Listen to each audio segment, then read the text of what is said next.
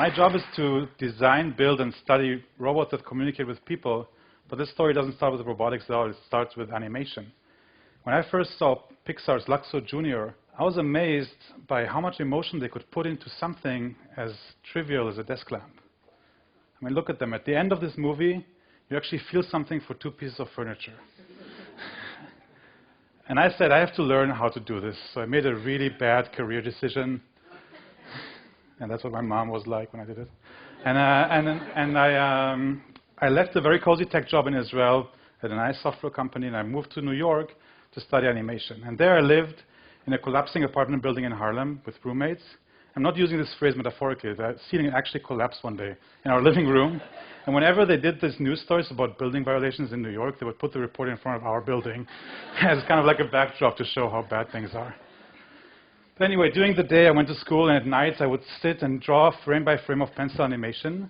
And I learned 2 surprising lessons. One of them was that when you want to arouse emotions, it doesn't matter so much how something looks, it's all in the motion. It's in the timing of how the thing moves. And the second was something one of our teachers told us.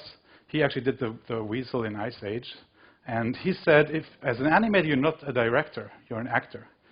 So if you want to find the right motion for your character, don't think about it. Go use your body to find it. Stand in front of a mirror, act it out in front of a camera, whatever you need, and then put it back in your character. A year later, I found myself at MIT in the Robotic Life group. It was one of the first groups researching the relationships between humans and robots. And I still had this dream to make an actual physical Luxo Jr. lamp. But I found that robots didn't move at all in this engaging way that I was used to from my animation studies. Instead, they were all, how should I put it, they were all kind of robotic. And I thought, what if I took whatever I learned in animation school and used that to design my robotic desk lamp? So I went and designed frame by frame to try to make this robot as graceful and engaging as possible. And here, when you see the robot interacting with me on a desktop, and I'm actually redesigning the robot, so unbeknownst to itself, it's kind of digging its own grave by helping me. But I wanted it to be less of a mechanical structure giving me light, and more of a helpful, kind of quiet apprentice that's always there when you need it and doesn't really interfere. And when, for example, I'm looking for a battery that I can't find, in a subtle way, it'll show me where the battery is.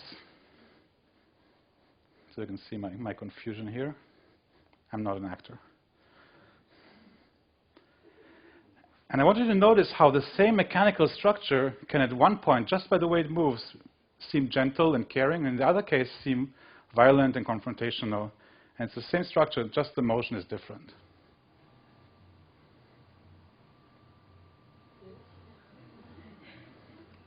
You want to know something? Well, you want to know something? She was already dead. Just lay there, eyes glazed over. But moving in a graceful way is just one building block of this whole structure called human-robot interaction. I was at the time doing my PhD. I was working on human-robot teamwork, teams of humans and robots working together. I was studying the engineering, the psychology, the philosophy of teamwork. And at the same time, I found myself in my own kind of teamwork situation with a good friend of mine who's actually here. And in a situation we can easily imagine robots in the near future being there with us. It was after Passover Seder. We were folding up a lot of folding chairs, and I was amazed how quickly we found our own rhythm, how everybody did their own part. We didn't have to divide our tasks. We didn't have to communicate verbally about this. It all just happened. And I thought, humans and robots don't look at all like this. When humans and robots interact, it's much more like a chess game. The human does a thing, the robot analyzes whatever the human did, then the robot decides what to do next, plans it, and does it. And then the human waits until it's their turn again. So it's much more like a chess game, and that makes sense because chess is great for mathematicians and computer scientists. It's all about information, analysis, decision-making, and planning. But I wanted my robots to be less of a chess player and more like a duo that just clicks and works together. So I made my second horrible career choice. I decided to study acting for a semester. I took off from a PhD. I went to acting classes. I actually participated in a play. I hope there's no video of that around still. And I got every book I could find about acting, including one from the 19th century that I got from the library. And I was really amazed because my name was the second name on the list. The previous name was on 1889. And this book was kind of waiting for 100 years to be rediscovered for robotics. And this book shows actors how to move every muscle in their body to match every kind of emotion that they want to express. But the real revelation was when I learned about method acting. It became very popular in the 20th century. And method acting said you don't have to plan every muscle in your body. Instead, you have to use your body to find the right movement. You have to use your sense memory to reconstruct the emotions and kind of think with your body to find the right expression. Improvise, play off your scene partner. And this came at the same time as I was reading about this trend in cognitive psychology called embodied cognition, which also talks about the same ideas. We use our body to think. We don't just think with our brains and use our body to move, but our bodies feed back into our brain to generate the way that we behave. And it was like a lightning bolt. I went back to my office. I wrote this paper, which I never really published, called Acting Lessons for Artificial Intelligence. And I even took another month to do what was then the first theater play with a human and a robot acting together. That's what you saw before with the actors. And I thought, how can we make an artificial intelligence model, a computational model that will model some of these ideas of improvisation, of taking risks, of taking chances, even of making mistakes, and maybe it can make for better robotic teammates. So I worked for quite a long time on these models, and I implemented them on a number of robots.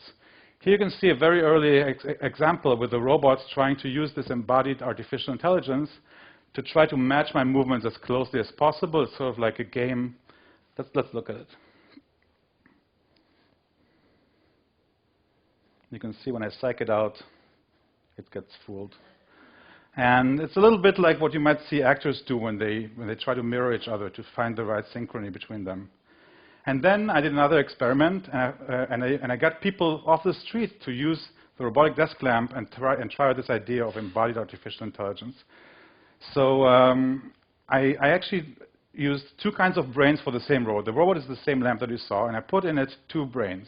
For one half of the people, I put in a brain, it's kind of the traditional calculated robotic brain. It waits for its turn, it analyzes everything, it plans. Let's call it the calculated brain.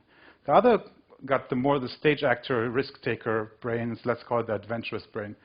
It sometimes acts without knowing everything. It has to know. It sometimes makes mistakes and corrects them. And I had them do this very tedious task that took almost 20 minutes, and they had to work together, somehow simulating like a factory job of repetitively doing the same thing. And what I found is that people actually loved the adventurous robot, and they thought it was more intelligent, more committed, a better member of the team, contributed to the success of the team more. They even called it he and she, whereas people with a calculated brain called it it. And nobody ever called it he or she. When they talked about it after the task with the adventurous brain, they said by the end we were good friends and high-fived mentally. Whatever that means. I'm trying to, sounds painful. Whereas the people with the calculated brain said it was just like a lazy apprentice. It only did what it was supposed to do and nothing more, which is almost what people expect robots to do. So I was surprised that people had higher expectations of robots than what anybody in robotics thought robots should be doing. And in a way, I thought maybe it's time, just like method acting changed the way people thought about acting in the 19th century, from going from the very calculated, planned way of behaving to a more intuitive, risk-taking, embodied way of behaving. Maybe it's time for robots to have the same kind of revolution. A few years later, I was at my next research job at Georgia Tech in Atlanta, and I was working in a group dealing with robotic musicians. And I thought music, that's the perfect place to look at teamwork, coordination, timing, improvisation. And we just got this robot playing marimba. Marimba, for everybody who was like me, it was this huge wooden xylophone. And when I was looking at this, I looked at other works in human-robot improvisation. Yes, there are other works in human-robot improvisation. And they were also a little bit like a chess game. The human would play, the robot would analyze what was played, would improvise their own part. So this is what musicians called a call and response interaction. And it also fits very well robots and artificial intelligence. But I thought if I use the same ideas I used in the theater play and in the teamwork studies, maybe I can make the robots jam together like a band. You know, everybody's riffing off each other. Nobody's stopping it for a moment. And so I tried to do the same things, this time with music, where the robot doesn't really know what it's about to play. It just sort of moves its body and uses opportunities to play, and does what my jazz teacher when I was 17 taught me. She said, when you improvise, sometimes you don't know what you're doing, and you're still doing it. And so I tried to make a robot that doesn't actually know what it's doing, but it's still doing it. So let's look at a few seconds from this performance where the robot listens to the human musician, and improvises, and then look how the human musician also responds to what the robot is doing and picking up from its behavior, and at some point can even be surprised by what the robot came up with.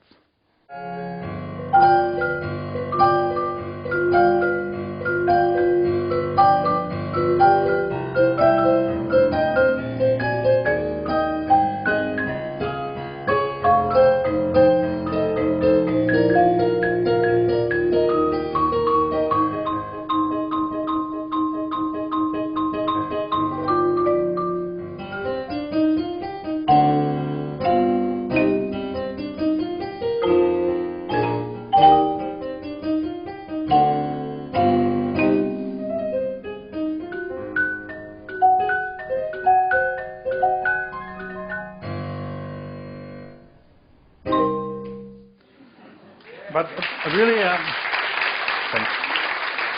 But really, being a musician is not just about making notes. Otherwise, nobody would ever go see a live show. Musicians also communicate with their bodies, with other band members, with the audience. They use their bodies to express the music. And I thought, we already have a robot musician on stage. Why not make it be a full-fledged musician? And I started designing a socially expressive head for the robot. The head doesn't actually touch the marimba. It just expresses what the music is like. These are some napkin sketches from a bar in Atlanta that was dangerously located exactly halfway between my lab and my home. So I spent, I would say, on average 3 to 4 hours a day there. And I think. And I went back to my animation tools and tried to figure out not just what a robotic musician would look like, but especially what a robotic musician would move like, to sort of show that it doesn't like what the other person is playing, and maybe show whatever beat it's feeling at the moment. So we ended up actually getting the money to build this robot, which was nice. And I'm going to show you now the same kind of performance, this time with a socially expressive head. And notice one thing, how the robot is really showing us the beat it's picking up from the human, and also giving the human a sense like the robot knows what it's doing, and also how it changes the way it moves as soon as it starts its own solo.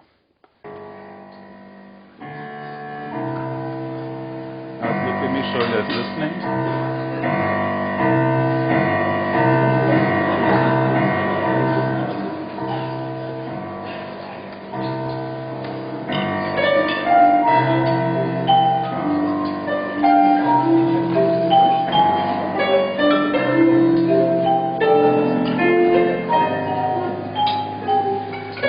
And now look at the final chord of the piece again, and this time the robot communicates with its body when it's busy doing its own thing, and when it's ready to coordinate the final chord with me. So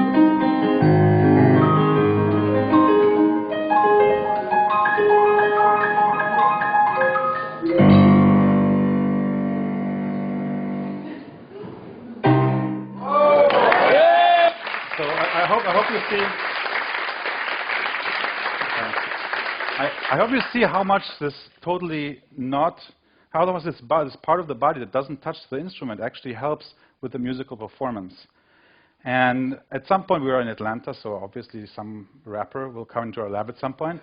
And we had this rapper come in and do a little jam with the robot. And here you can see the robot basically responding to the beat. And notice two things. One, how irresistible it is to join the robot while it's moving its head, and you kind of want to move your own head when it does it. And second, even though the rapper is really focused on his iPhone, as soon as the robot turns to him, he turns back. So even though it's just in the periphery of his vision, it's just in the corner of his eye, it's very powerful. And the reason is that we can't ignore physical things moving in our environment.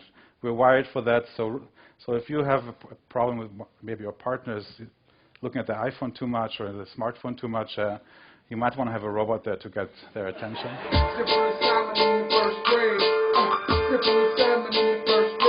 Yeah, Susie, I can do that. Susie, I can do that. Simple assignment in the first grade. Simple as Susie, yeah, Susie. And thank you.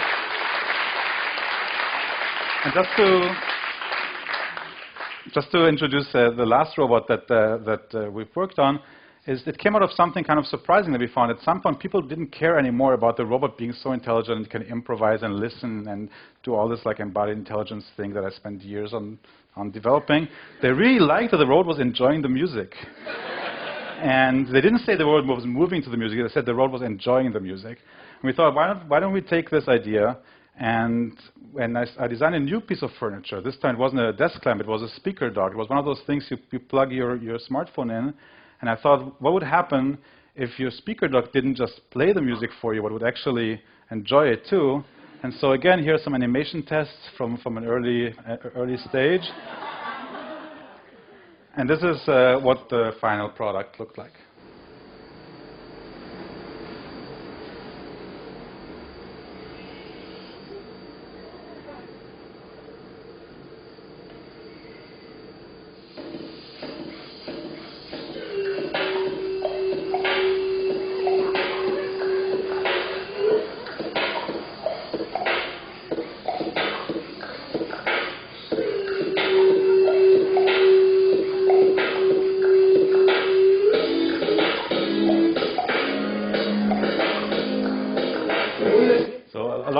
A lot of bobbing heads. A lot of bobbing heads in the audience, so we can still see robots influence people.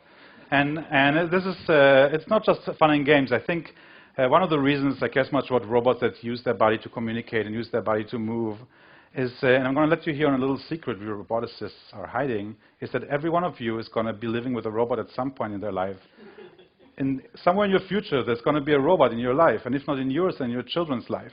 And I want these robots to be more fluent, more engaging, more graceful than currently they seem to be. And for that, I think that maybe robots need to be less like chess players and more like stage actors and more like musicians. Maybe they should be able to take chances and improvise, and maybe they should be able to anticipate what you're about to do, and maybe they even need to be able to make mistakes and correct them, because in the end, we are human. And maybe as humans, robots that are a little less than perfect are just perfect for us. Thank you.